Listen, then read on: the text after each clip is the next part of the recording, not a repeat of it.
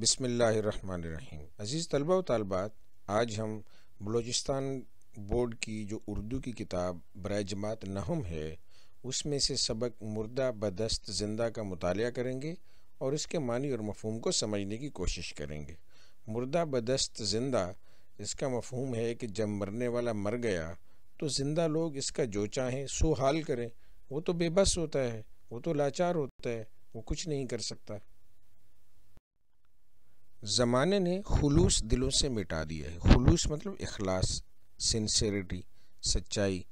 سچی محبت کی جگہ ظاہر داری نے لے لی ہے۔ ظاہر داری کہتے ہیں دکھاوے کو، منافقت کو۔ نہ اب اس جینے میں کوئی سچے دل سے کسی کا ساتھ دیتا ہے اور نہ مرنے کے بعد قبر تک دلی درد کے ساتھ جاتا ہے۔ غرض دنیا داری ہی دنیا داری رہ گئی ہے۔ دنیا داری مطلب مال و دولت پر جان دینا۔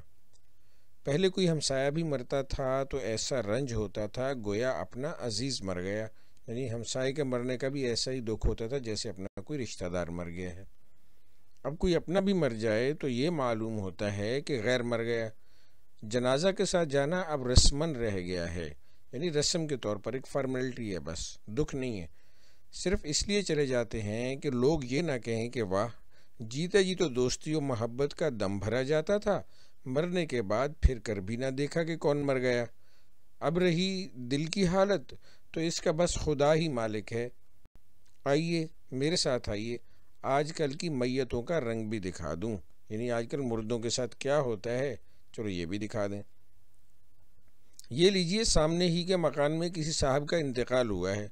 کوئی بڑے شخص ہیں، سینکڑوں آدمی جمع ہیں، موٹریں بھی ہیں، گاڑیاں بھی ہیں، غریب بھی ہیں، امیر بھی ہیں۔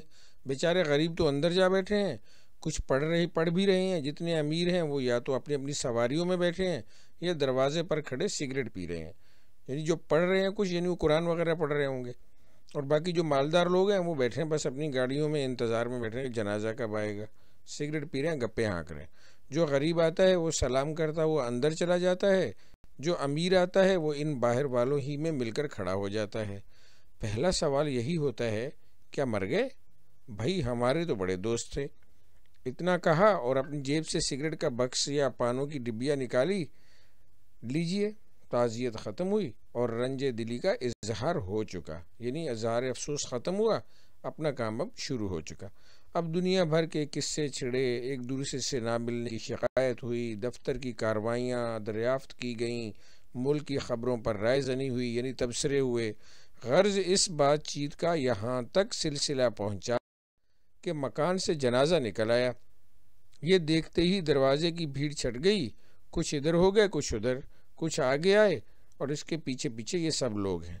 ابھی چند قدم ہی چلے ہوں گے کہ ان ساتھ والوں میں تقسیم ہونی شروع ہوئی، اور چپ چاپ اس طرح ہوئی کہ کسی کو معلوم بھی نہ ہوا کہ کب ہوئی اور کیوں کر ہوئی۔ یعنی جو جنازے کے پیچھے چل رہے تھے وہ آہستہ آہستہ جو ہے وہ گروپس بننے شروع ہو گئے۔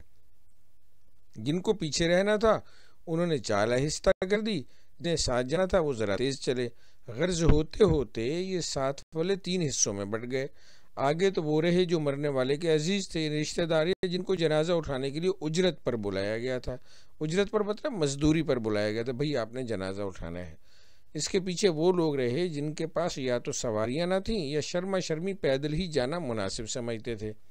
آخر میں وہ طبقہ ہوا جو آہستہ آہستہ پیچھے ہٹاتا اپنی سواریوں تک پہنچ گیا اور ان میں سوار ہو گیا۔ اگر پیدل چلنے والوں میں کوئی عہدے دار ہیں تو غرض مندوں سے ان کو یہاں بھی چھٹکارا نہیں۔ عہدے دار ہیں مطلب سرکاری افسر وغیرہ ہیں۔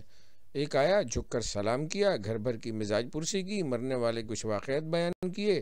اگر ڈاکٹر کا علاج تھا تو ڈاکٹر کی برائیاں کی، اگر حکیم کے علاج سے مرا ہے تو طبابت کی خرابیاں ظاہر کی۔ طبابت مطلب وہ جو حکیم صاحب کا علاج کرنے کا کام ہے، طب کا پیشہ ہے وغیرہ۔ اور اسی سلسلے میں اپنے واقعات بھی بیان کر گئے، یعنی یہ بھی بتایا بھی حکیم صاحب نے میرے ساتھ یہ کیا تھا وغیرہ وغیرہ۔ ان سے پیچھا نہ چھوٹا تھا کہ اب دوسرے صاحب آ گئے، یعنی ابھی ان سے جان نہ چھوٹی تھی، ایک اور صاحب آ گئے اور انہوں نے بھی وہی دنیا بھر کے قصے شروع کیے۔ غرض اسی طرح جوڑی بدلتے بدلتے مسجد تک پہنچ ہی گئے۔ یہاں ہمراہیوں کی پھر تقسیم ہوتی ہے، یعنی مسجد تک، یعنی کہ جہاں پہ جنازہ وغیرہ پڑھنا تھا۔ ہمراہی مطلب ساتھ آنے والے پھر جو ہے وہ ڈیوائیڈ ہو گئے، تقسیم ہو گئے۔ ایک تو وہ ہیں جو ہمیشہ نماز پڑھتے ہیں اور اب بھی پڑھیں گے، اور دوسرے وہ ہیں جو نہا کر کپڑے بدل کر خاص اسی جنازہ کے لیے آئے ہیں، اور تیسرے وہ ہیں جو اپنی وزاداری پر قائم ہے۔ وزاداری کیا ہوتی ہے؟ یعنی پرانے چلن کی پابندی، پرانے طور طریقے کی پابندی، یعنی نہ نماز کبھی پڑھی ہے نہ پڑھیں گے، دور سے مسجد کو دیکھا اور انہوں نے پیچھے ہٹنا شروع کیا۔ جنازہ مسجد تک پہنچا بھی نہ تھا کہ ان کو کسی دیوار، کسی موڑ یا کسی گاڑی کی آڑ مل گئی، یعنی اوٹ مل گئی، اس کے ساتھ سہارا مل گیا۔ یہ وہیں کھڑے ہو گئے اور سگریٹ پی کر یا پان کھا کر انہوں نے وقت گزار دیا۔ ہاں، اس بات کا انتظام رکھا کہ نماز ختم ہونے کی اطلاع فوراً مل جائے۔ ادھر نماز، قبرستانوں کی حالت پر جتنا افسوس کیا جائے کم ہے۔ جائے عبرت کو وحشت بنا دیا، یعنی عبرت کی جگہ کو جہاں سے انسان کو سبق سیکھنا چاہیے اسے خوف کی جگہ بنا دیا۔ قبرستان کیا ہے؟ خاصا ایک جنگل ہے، ایک طرف ٹوٹی پھوٹی جھونپڑی ہے، اس میں ایک سکے صاحب یعنی جو پانی وانی بھرتے ہیں، ان کی بیوی، 10-12 بچے، 5-6 بکریاں، ایک لنگڑا ٹٹو یعنی وہ جو گدھا ٹائپ ہوتا ہے، 100-200 مرغیاں، 5-6 بلیاں، اور خدا معلوم کیا کیا بلیات بھرے پڑے ہیں۔ بلیات مطلب بلائیں، مصیبتیں۔ جس حصے میں قبریں ہیں وہاں کی گھاس بڑھ بڑھ کر کمر ہو گئی ہے، یعنی بڑی بڑی گھاس ہو گئی ہے، انسان کی کمر تک آ جاتی ہے گویا۔ دیواروں کو توڑ کر لوگوں نے راستے بنا لیے ہیں، نیم، پیپل اور خدا معلوم کس کس قسم کے درخت قبروں کے تعویذ اور چبوترے توڑ کر نکل آئے ہیں۔ کوئی قبر دھنس کر کنواں بن گئی ہے، کسی کا تعویذ ہی غائب ہے، کسی چبوترے کی اینٹیں نکل کر جھونپڑی میں خرچ ہو گئی ہیں۔ غرض قسم پرسی نے اس حصے کی عجیب حالت کر دی ہے، یعنی قبرستان کی۔ دوسرا حصہ جس میں قبریں نہیں ہیں وہ کسی قدر صاف ہے، اور کیوں نہ ہو، پہلے حصے کا مردوں سے تعلق ہے اور دوسرے کا زندوں سے۔ مردے تو اپنی قبر کی مرمت کرنے یا کرانے سے رہے، اور ان کے جو عزیز ہیں وہ سمجھتے ہیں کہ اس فضول چیز پر کون کچھ خرچ کرے، جن کی زمین ہے وہ تو روپے کھڑے کر چکے، اب ان کو اس سے کیا تعلق۔ دوسرے حصے کا صاف رکھا جانا اصول تجارت پر مبنی ہے۔ جب گاہکوں کو گھیرنے کے لیے دکاندار اپنی ایک ایک چیز جھاڑ پوچھ کر رکھتا ہے تو یہ قبرستان والے اپنے 50 روپے گز والی زمین کیوں نہ صاف رکھیں؟ خریدتے وقت اچھا مال دیکھ لو، پھر تم جانو اور تمہارے مردے جانے۔ میاں سقا رہتے تو قبرستان میں ہیں، مگر ہمیشہ پھولوں کی سیج پر سوتے ہیں۔ ادھر لوگ قبر پر پھول چڑھا کر گئے اور ادھر ان کے بچے سب کے سب سمیٹ لائے۔ رات بھر یہ پھول بستر پر رہے، صبح باسی یعنی پرانے پھول لے جا کر پھر قبر پر چڑھا دیے۔ خیر کیا حرج ہے، زندوں کا کام بھی نکل گیا، مردے بھی خوش ہو گئے۔ اس گھر میں سل بٹا خریدنے کی کبھی نوبت ہی نہیں آئی۔ قبر کے اچھے سے اچھے پتھر پہ مسالہ پیس لیا۔ اگر کچھ دنوں کوئی دیکھنے بھالنے نہ آیا تو پتھر اکھاڑ جھونپ پاس لا رکھا۔ بکریاں قبروں پر کلانچے بھرتی پھرتی ہیں، یعنی چھلانگیں لگاتی پھر رہی ہیں۔ مرغیاں کچی قبروں کو کرید رہی ہیں، یعنی ان کی مٹی جو ہے وہ اکھیڑ رہی ہیں۔ بچے یا تو چبوتروں پر لوٹ مار رہے ہیں یا تعویذوں کو گھوڑا بنائے بیٹھے ہیں۔ تعویذ مطلب وہ جو نیم پلیٹ ہوتی ہے بڑی سی، جو پتھر پہ نام جو ہے وہ کھدوایا جاتا ہے، اس پہ اس طرح بیٹھے ہوئے ہیں جیسے انسان گھوڑے پہ بیٹھتا ہے۔ کسی بیچارے کی قبر پر چادر پڑی ہے، اس پر 20 تقنی نے گیہوں سکھانے ڈال دیے۔ گیہوں مطلب گندم وغیرہ۔ ٹٹوانی کو ایک اگلی اور ایک پچھلی ٹانگ باندھ کر چھوڑ دی ہے۔ ٹٹوانی مطلب جو گدھی ہے اس کی بات ہو رہی ہے، ڈنکی۔ وہ قبروں میں گھاس چرتی پھرتی ہے، اس کے ادھر ادھر پھدکنے سے کسی قبر کی اینٹ گری، کسی کا چونا گرا، کسی کا پتھر گرا۔ اگر ایسے ہی 4-5 گھوڑے چھوڑ دیے جائیں تو تھوڑے ہی دنوں میں وہی منظر بن جائے جو زلزلے کے بعد کانگڑے کا ہو گیا تھا۔ کانگڑا یہ انڈیا کا ایک شہر ہے، وہاں پہ زلزلہ آیا تو کافی تباہی ہوئی تھی۔ جنازہ قبرستان میں کیا گیا، فوج میں ترم بج گیا، یعنی باجا بج گیا۔ سکے کا خاندان اپنا اپنا کام چھوڑ جھونپڑی میں گھسا اور اناج لینے کو برتن لے لائن میں آ کر بیٹھا۔ کسی کے ہاتھ میں بے پیندے کا تام چینی کا کٹورا ہے تو کسی کے پاس ٹوٹی رکابی، کسی کے پاس مٹی کا پیالہ ہے تو کسی کے ہاتھ میں ٹوٹا ہوا چھاج۔ سچ ہے، خدا رازق ہے، خدا رزاق ہے، قبرستان والوں کو بھی گھر بیٹھے رزق پہنچاتا ہے۔ یہ تو قبرستان والوں کی حالت ہوئی، اب ساتھ چلنے والوں کی کیفیت سنیے۔ جنازہ لا کر لبِ گور رکھ دیا گیا، لب گور مطلب قبر کے کنارے پر. ایک آتا ہے قبر کو جھانک جاتا ہے، یعنی اس میں جھانکتا ہے. دوسرا آتا ہے جھانک جاتا ہے. ہر شخص کو زمین سخت ہونے کی شکایت ہے. کوئی مزدوروں کو سست کہتا ہے، کوئی پٹاؤ کا نقص بتاتا ہے. پٹاؤ مختلف معنوں میں ہوتا ہے، یعنی کہ چھت کے معنوں میں ہوتا ہے پٹاؤ یعنی زمین کھودنا، وہی اس کا بھی نقص ہے، وہ بھی صحیح نہیں ہو رہی ہے. کوئی قبرستان والوں کو برا کہتا ہے. جب اس ریویو سے فراغت پائی تو 2-3 آدمی ایک قبر پر جا بیٹھے. چبوترے کو تخت بنایا اور تعویذ کو گاؤ تکیا اور لگے سگریٹ اور بیڑی کا دم لگانے. یعنی لوگ فارغ یہ جو ادھر ادھر پھر رہے تھے وہ قبروں کے ساتھ جا کر بیٹھ گئے اور سگریٹ پینے لگے. کسی نے سقے سے چلم بھرنے کی فرمائش کی، یعنی حکہ وغیرہ. اس نے حکہ تازہ کر سلفہ بھر حاضر کیا. سلفہ مطلب وہ کھانا، اس کھانے کو کہتے ہیں جو کسی آنے والے کے لیے فوراً تیار کیا جائے. تو چلم جو ہے وہ اس طرح تیار ہوتی ہے. حکے مزے مزے لے لے کر پیے جا رہے ہیں، ایک دوسرے کی تواضع کی جا رہی ہے. سلفے پر سلفہ بھروایا جاتا ہے اور یہ وقت کسی نہ کسی طرح کاٹا جاتا ہے.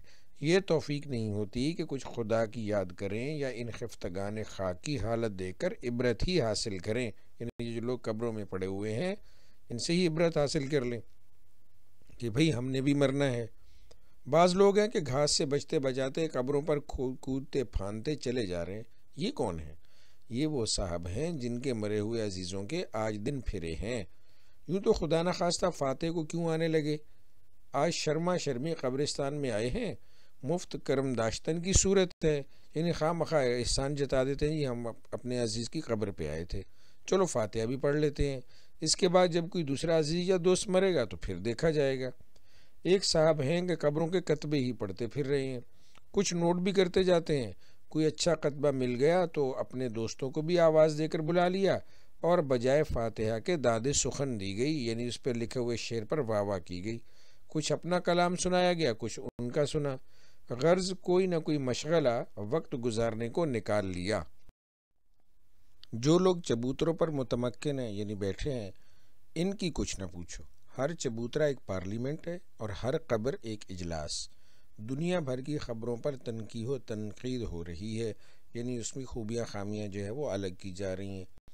دفتر کی کارروائیوں پر بحث ہو رہی ہے، افواہوں کے ذرائع اور ان کی تصدیق و تردید کی جا رہی ہے، سفارشیں ہو رہی ہیں، وعدے لیے جا رہے ہیں. غرض سب کچھ ہو رہا ہے. نہیں ہو رہا ہے تو وہ جو ہونا چاہیے اور جس غرض سے ساتھ آئے ہیں. خیر خدا خدا کر کے خبر آئی کہ قبر تیار ہے. کچھ تو اٹھ کر قبر کے گرجا کھڑے ہوئے، کچھ وہیں بیٹھے رہ گئے. ایک صاحب نے قبر میں اتر کر گلاب اور عود چھڑکا، یعنی خوشبو وغیرہ. ایک نے میت کے اوپر کی چادر سمیٹی، چادر میں بل دیے. 2 صاحبوں نے مٹھے کے سرے پکڑے، میت کو اٹھایا. 8-10 نے غل مچایا یعنی شور مچایا. سنبھال کے میت بھاری ہے، کمر کے نیچے چادر دو. ارے میاں اپنی طرف گھسیٹو، ہاں آہستہ سے آہستہ سے. اب میت قبر کے منہ تک آ گئی ہے. فقیروں یا یوں کہو کہ مفت خوروں کو اناج تقسیم ہونے لگا اور قبر کے گرد جو لوگ کھڑے تھے انہوں نے بے تحاشا غل مچانا شروع کیا. کوئی کہتا ہے ذرا کمر کی چادر کھینچو. ارے بھائی اتنا بھی دم نہیں ہے، دیکھنا کہ قبر کا پاخانہ نہ گرے. ہاں ذرا اور جھکا کر. لا الہ الا اللہ، میت بھاری ہے، ذرا سنبھال کے، آہستہ آہستہ. بس بھائی بس. کوئی چیخ رہا ہے مٹھے کے بندھن کھول دو. ارے میاں لو یہ ڈھیلا لے لو، سر کے نیچے رکھ کر منہ قبلے کی طرف تو کر دو. واہ بھائی واہ، اتنا بھی نہیں آتا، ابھی منہ پورا نہیں پھرا. بس بھائی بس. یہ مختلف فکرے ایک کی زبان سے نہیں نکلتے کہ کچھ سمجھ میں بھی آئے. ہر شخص ہے کہ غل مچا رہا ہے. جو بیچارے قبر میں اترے ہیں وہ پریشان ہے کہ کیا کریں کیا نہ کریں. بہرحال اس غل گپاڑے کے ساتھ دوست احباب اس مرنے والے کو پہلی منزل تک پہنچا ہی دیتے ہیں. اب پٹاؤ کی نوبت آتی ہے، یعنی چھت کی فرش بندی وغیرہ. اس میں بھی وہی گڑبڑ شروع ہوتی ہے. کوئی کہتا ہے یہ کڑی نہیں وہ کڑی لو. کوئی کہتا ہے لا حول ولا قوہ، مفت میں 100 روپے مار لیے اور کڑیاں دی تو ایسی. غرض کوئی کچھ کہتا ہے کوئی کچھ، اور اسی گڑبڑ میں پٹاؤ بھی ہو جاتا ہے اور مٹی دینے کی نوبت آتی ہے. مٹی تو ہر ایک دیتا ہے، یعنی قبر کو جب وہ بند ہوتی ہے تو اس کے اوپر مٹی پھینکنا. منہ سے ہر ایک بڑبڑاتا ہے، لیکن یہ خدا ہی کو معلوم ہے کہ جو پڑھنا چاہیے وہ پڑھتا بھی ہے یا نہیں. البتہ لفظ منہا بہت اونچی آواز میں کہا جاتا ہے اور باقی سب الفاظ منہ ہی منہ میں ختم کر دیے جاتے ہیں. جب اس کام سے فراغت پائی اور قبر تیار ہو گئی تو فاتحہ کی نوبت آئی۔ ساتھ آنے والوں میں کوئی بھی ایسا نہ ہوگا جو اس میں شریک نہ ہو۔ ہونٹ تو سب کے ہلتے ہیں، مگر شاید 100 میں 20 بھی نہ ہوں گے جو یہ جانتے ہوں کہ فاتحہ میں کیا کیا صورتیں پڑھتے ہیں۔ فاتحہ پڑھتے ہی سب کو اپنے اپنے گھر جانے کی سوجھی، یہ بھی پھر کر نہ دیکھا کہ مرنے والے کے اعزاء کون ہیں اور ان کی کیا حالت ہے، یعنی رشتہ دار۔ ہاں، ان بیچاروں کو گھیرتے ہیں تو جنازہ لانے والے مزدور گھر سے چکا کر لائے تھے، مگر یہاں آ کر وہ بھی پاؤں پھیلاتے ہیں، یعنی چوڑے ہو جاتے ہیں، نخرے بڑھ جاتے ہیں۔ کبھی تو کہتے ہیں کہ فاصلہ بہت تھا، کبھی کہتے ہیں آپ کی وجہ سے دوسری میت کو چھوڑ کر آئے ہیں، وہاں آپ کے ہاں سے دگنا مل رہا تھا، یعنی ڈبل مل رہا تھا۔ بہرحال ان مصیبت زدوں کو دیکھ کرنے کی یہ مزدور کچھ زیادہ ہی لے مرتے ہیں۔ دیکھ لیا آپ نے اس زمانے کی میت کا رنگ جو میں نے عرض کیا، اور وہ صحیح نکلا یا نہیں؟ اب سوائے اس کے کہ کیا کہوں کہ خدا سے دعا کی جائے کہ اللہ ان بندوں کو نیک ہدایت دے، ان کے دل میں درد پیدا کرے، یہ سمجھیں کہ احکام کیا ہیں اور ہم کیا کر رہے ہیں۔